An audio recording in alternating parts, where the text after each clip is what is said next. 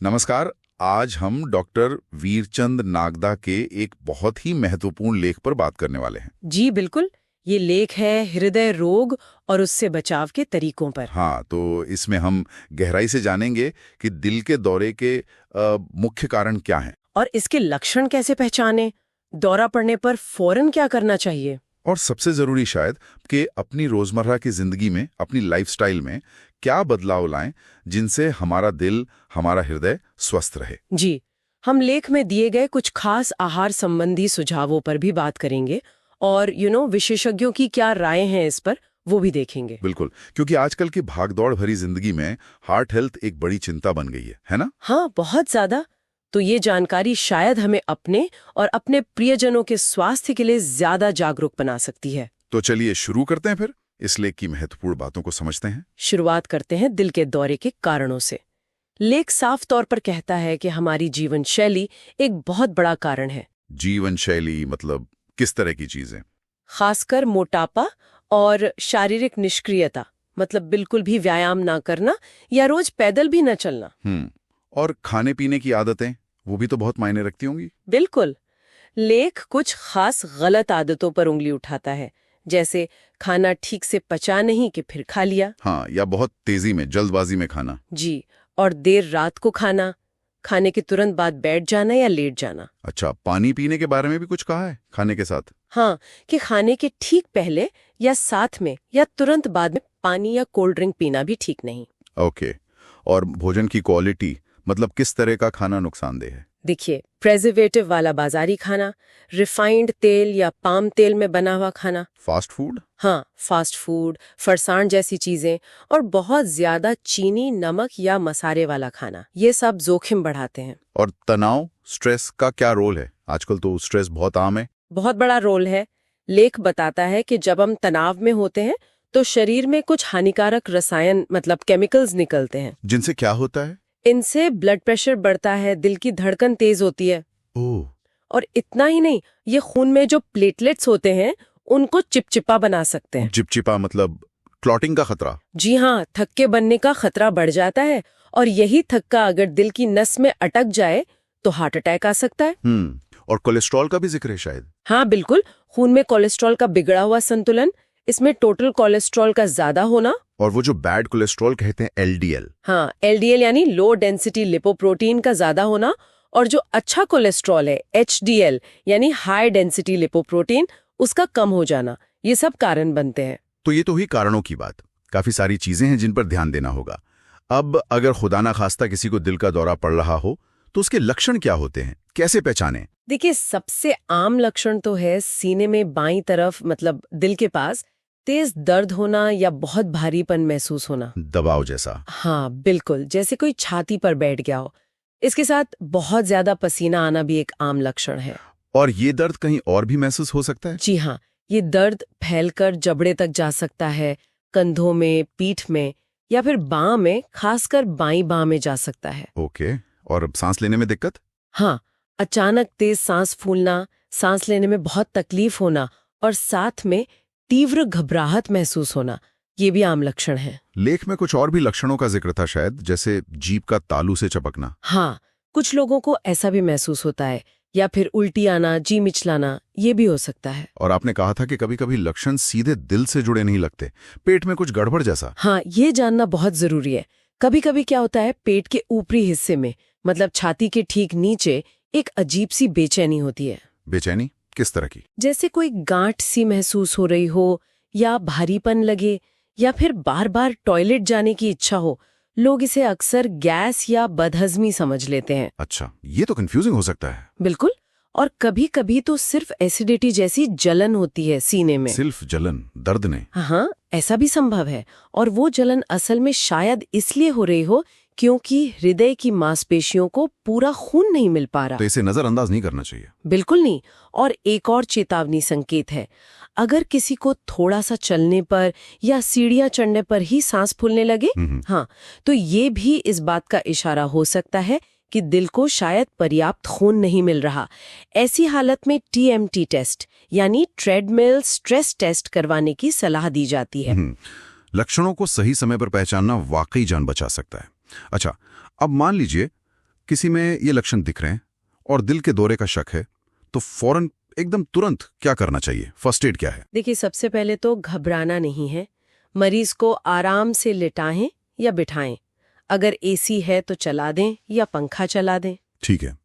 लेख में एक सुझाव दिया गया है जो थोड़ा अलग है कि मरीज को लगभग 1.5 इंच अदरक का टुकड़ा या फिर एक हरी या लाल मिर्च चबाने को दें। अदरक या मिर्च, ये क्यों? इसका कोई कारण बताया है? लेख में कारण साफ नहीं लिखा, पर अंदाजा ये है कि शायद ये तत्काल रक्त संचार को, ब्लड सर्कुलेशन को उत्तेजित करने के लिए हो।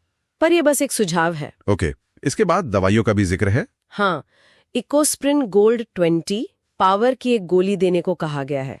और अगर वो ना हो तो फिर स्टैटिस्टिन और एस्प्रिन, इन दोनों की 2 गोलियां देने का विकल्प बताया गया है। इनका काम क्या है? ये दवाएं खून को पतला करने में मदद करती हैं और अगर धमनी सिकुड़ गई है तो उसे खोलने में मदद कर सकती हैं, ताकि दिल तक खून का बहाव थोड़ा सुधर सके। और एक सॉर्बिट्रेट गोली का भी जिक्र है। जी हाँ, वो गोली जीभ के नीचे रखने को कहा गया है। और सबसे जरूरी बात क्या है इस स्थिति में? सबसे जरूरी, मरीज को बिल्कुल भी चलने फिरने ना दें, उठकर चलने ना दें, सीढ़ियां चढ़ाना या उतारना तो बिल्कुल भी नहीं। क्यों?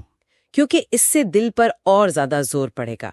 उन्हें व्हीलचेयर पर या कुर्सी पर बिठाकर ही फौरन नजदीकी ऐसे अस्पताल ले जाएं जहां दिल के डॉक्टर हों या कम से कम एमडी डॉक्टर जरूर हों। और अगर रास्ते में मरीज होश में है तो कुछ कर सकते हैं? हाँ, अगर मरीज होश में है और कर सकता है तो उसे लगातार गहरी सांस लेने और फिर जोर जोर से खांसने के लिए कहें। खांसने से क्या होगा? लेख के अनुसार ऐसा माना जाता है कि इस प्रक्रिया से छाती के अंदर दबाव बनता है जो हृदय तक रक्त संचार बनाए रखने में शायद कुछ मदद कर सकता है। अच्छा।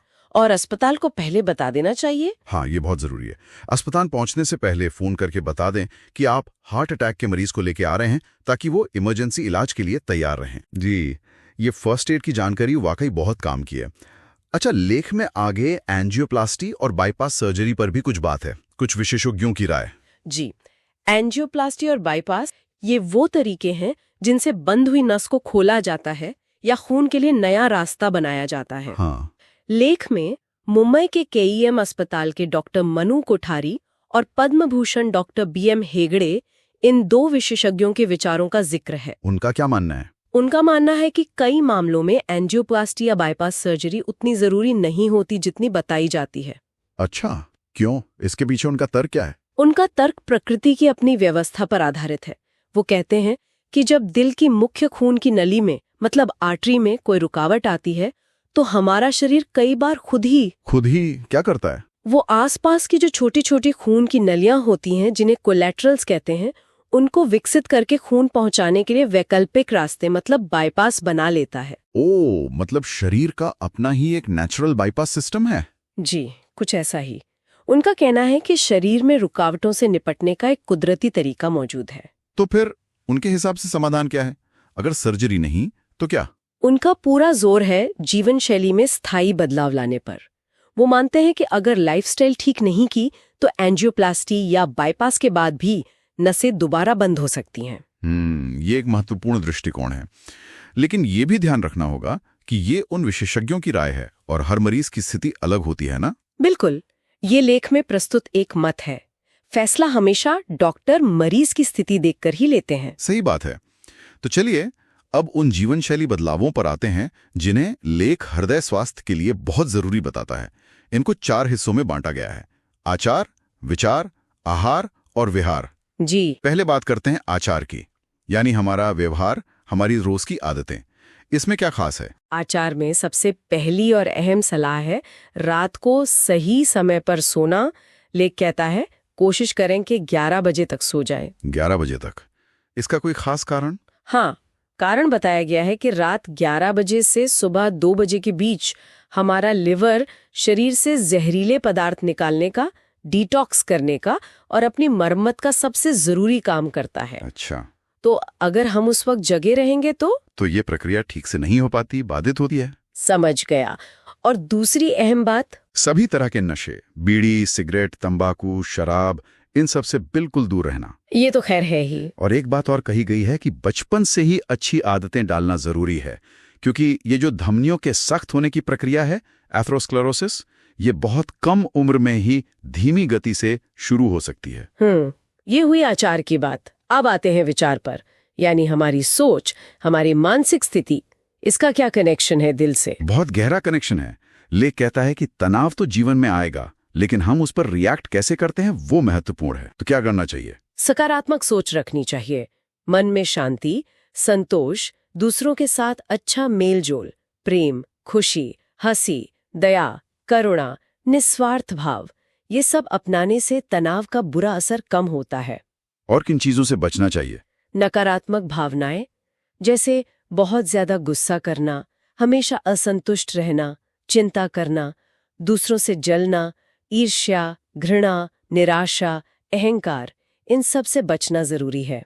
मन को शांत रखने के लिए कुछ और सुझाव? हाँ, अच्छा साहित्य पढ़ना, ध्यान करना, मेडिटेशन करना, या फिर अपनी आस्था के अनुसार पूजा पाठ या धार्मिक कामों में मन लगाना, ये सब मन को शांत रखने में मदद कर सकते हैं। मतलब मूल बात यह है कि अगर मन शांत रहेगा तो दिल पर बोझ कम पड़ेगा। बिल्कुल, मानसिक शांति का सीधा असर हमारे हृदय के स्वास्थ्य पर पड़ता है। ये दिलचस्प है कि हमारी सोच हमारे शरीर को कितना प्रभावित करती है। जी हाँ। चलिए अब आते हैं तीसरे स्तंभ पर, आहार, यानी हमारा खान पान। इसमें सबसे पहली बात क्या है? सबसे पहली बात है वजन को कंट्रोल में रखना, और बहुत ज्यादा फैट वाला यानी चिकनाई वाला, ज्यादा नमक वाला या ज्यादा मीठा खाना, इससे परहेज करना। ठीक है।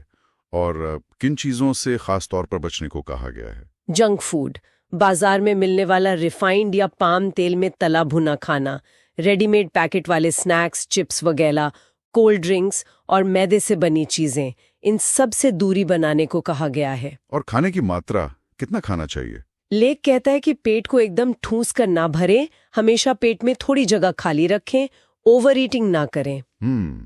और थाली कैसी दिखनी चाहिए? मतलब क्या ज्यादा हो क्या कम?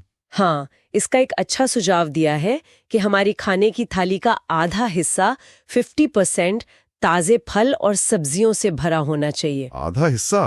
वाह। जी, और बाकी का जो आधा हिस्सा बचा, उसमें अनाज जैसे रोटी या चावल, दालें, कम फैट वाला दही और छाछ शामिल होनी चाहिए। अनाज के बारे में कोई खास सलाह है? कौन सा अनाज बेहतर है? लेख में मोटे अनाज जैसे बाजरा, मक्का, जौ, ज्वार, इनका सेवन बढ़ाने की सलाह दी गई है, और गेहूं और चावल का सेवन थोड़ा कम करने को कहा गया है। क्यों? गेहूं चावल क्यों कम? इसका कारण ये बताया गया है कि गेहूं और चावल खून में शुगर का लेवल तेजी से बढ़ाते हैं, जो लंबे समय में दिल के लिए अच्छा नहीं है। ओके। और प्रोटीन के लिए क्या खाएं? प्रोटीन के लिए लाल चना, काला चना, राजमा, अलग अलग तरह की दालें, बीन्स, मटर, ये सब बहुत अच्छे विकल्प हैं। इनमें फैट कम होता है और कोलेस्ट्रॉल तो बिल्कुल नहीं होता। बढ़िया। तो ये हो गया आहार। अब आखिरी स्तंभ है व्यवहार, यानी शारीरिक गतिविधि। जी, विहार। इसमें मुख्य संदेश बहुत सीधा है, हिलना डुलना जरूरी है। गतिहीन जीवन शैली को छोड़ना होगा। मतलब नियमित रूप से टहलना या कोई ना कोई फिजिकल एक्टिविटी करना बहुत जरूरी है। जितना हो सके कोई व्यायाम करें या योगासन करें। और अगर कोई ज्यादा व्यायाम नहीं कर सकता, मान लीजिए उम्र ज्यादा है या कोई और दिक्कत है, उनके लिए भी उपाय है। प्राणायाम करने की सलाह दी गई है, जैसे कपालभाति, अनुलोम विलोम। इनसे क्या फायदा होगा? माना जाता है कि प्राणायाम और साथ में ओम का उच्चारण करना, इससे मन शांत होता है, तनाव कम होता है, और जैसा हमने पहले बात की, मन शांत तो दिल पर बोझ कम। तो ये 4 स्तंभ हो गए: आचार, विचार, आहार, विहार। जी। लेख में कुछ खास खाने की चीजों का भी जिक्र है जो शायद ब्लॉकेज रोकने में मदद कर सकती हैं। हाँ, कुछ चीजें हैं जिन्हें नियमित रूप से खाने का सुझाव दिया गया है, जैसे 1 चम्मच दालचीनी का पाउडर। कहा गया है कि ये खराब वसा LDL को कम करने में मदद करता है। दालचीनी पाउडर, ओके। रोजाना 4 साबुत अखरोट, ओके। और 5 बादाम। अखरोट और बादाम। 4 चम्मच अलसी के बीज यानी फ्लैक्स सीड्स। अलसी, इनमें क्या खास है? अखरोट, बादाम, अलसी में? इनमें ओमेगा 3 फैटी एसिड होता है, जो दिल के लिए बहुत फायदेमंद माना जाता है। अच्छा। और मौसम के हिसाब से लहसुन की 1 से 3 कली रोजाना, और इलायची, इसमें फाइबर अच्छा होता है। लहसुन और इलायची, ठीक है। और एक लौकी के जूस का भी नुस्खा था शायद। हाँ बिल्कुल, एक खास जूस बताया गया है। 200 ग्राम लौकी लें, उसमें 5 तुलसी के पत्ते, 5 पुदीने के पत्ते डालें। लौकी, तुलसी, पुदीना। हाँ, साथ में 1 चुटकी काली मिर्च का पाउडर, 1 चुटकी सेंधा नमक और अदरक का एक छोटा सा टुकड़ा। इन सबको मिलाकर जूस बना लें। और इसे कब पीना है? इसे खाली पेट पीने की सलाह है, और अगर समस्या ज्यादा गंभीर हो तो दिन में 3 बार भी पी सकते हैं, ऐसा लेख में लिखा है। इसका क्या फायदा बताया गया है लौकी और तुलसी का? लौकी और तुलसी दोनों की तासीर क्षारीय होती है, मतलब ये शरीर में एसिडिटी को कम करते हैं और खून को साफ करने में, प्यूरिफाई करने में मदद कर सकते हैं। अच्छा, और एक क्षारीय पानी का भी जिक्र था। जी हाँ, एक कांच या स्टील के जग में पानी भर लें, उसमें कद्दू के कुछ टुकड़े या नींबू के कुछ टुकड़े डालकर रख दें और दिन भर वही पानी पिएं। इसे भी एसिडिटी कम करने वाला माना जाता है। हाँ, इसे भी शरीर के लिए फायदेमंद माना जाता है क्योंकि ये पानी को थोड़ा अल्कलाइन बना देता है। तो ये थी डॉक्टर नागदा के लेख से निकली हुई ढेर सारी जानकारी।